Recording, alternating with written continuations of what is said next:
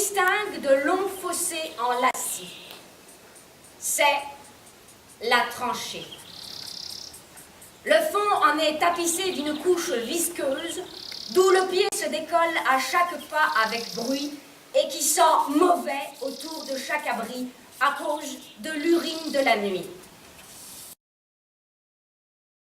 Est plus compacte encore que nous le croyons, nous qui vivons dedans. Sur les 25 km de largeur qui forment le front de l'armée, il faut compter 1000 km de lignes creuses, tranchées, boyaux, sables. Et l'armée française a 10 armées. Il y a donc, du côté français, environ 10 000 km de tranchées et autant du côté allemand.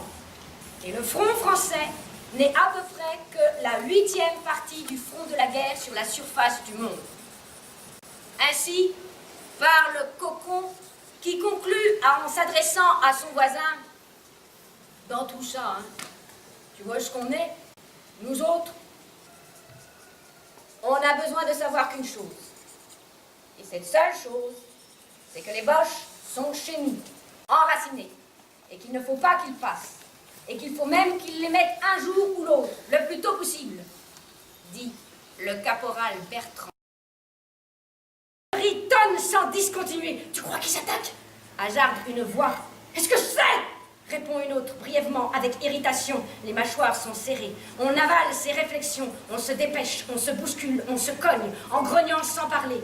Les caporaux et les sergents un peu fébriles vont ça et là, bousculant la hâte muette où les hommes se penchent. Allons! Dépêchez-vous! Allons! Qu'est-ce que vous foutez? Voulez-vous vous dépêcher, oui ou non?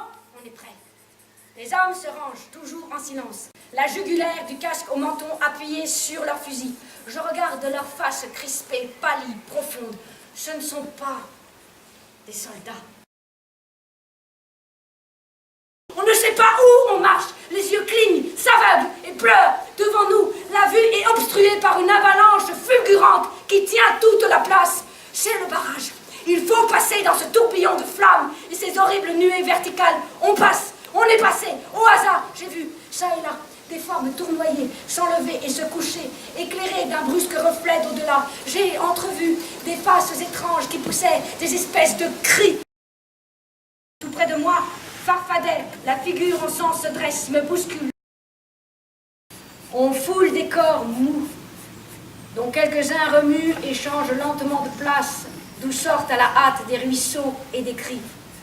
Des cadavres sont entassés en long, en travers, comme des poutres et des décombres, sur des blessés, font effort sur eux, les étouffent, les étranglent et leur prennent leur vie. Je pousse pour passer un torse égorgé dont le cou est une source de sang gémissant. On ne rencontre plus, dans le cataclysme des terres effondrées par-dessus le grouillement des blessés et des morts qui bougent ensemble, que des faces enflammées, sanglantes de sueur, aux yeux étincelants. Des groupes ont l'air de danser en brandissant leurs couteaux.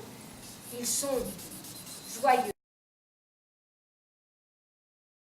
On ne devrait pas publier ces choses-là, Adolphe. Il y a la saleté, les poux, les corvées. Aussi brave que vous soyez, vous devez être malheureux. Volpatte, à qui elle s'adresse, rougit. Il a honte de la misère d'où il sort et où il va rentrer.